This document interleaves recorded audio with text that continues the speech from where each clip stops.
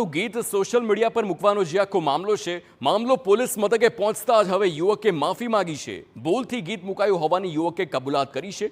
દેશના લોકોની લાગણી દુભાઈ હોય તેથી માફી માંગી। અંકલેશ્વર ડિવિઝન પોલીસે યુવક વિરુદ્ધ કાર્યવાહી કરી છે।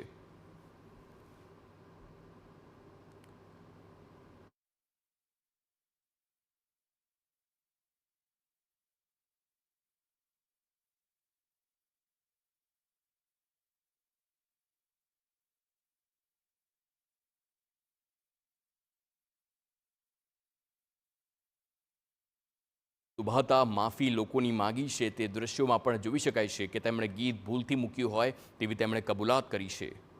ભરૂચની આ ઘટના છે જ્યાં પાકિસ્તાની ગીત સોશિયલ મીડિયા પર મૂકવા બદલ આ આખો વિવાદ છેડાયો હતો।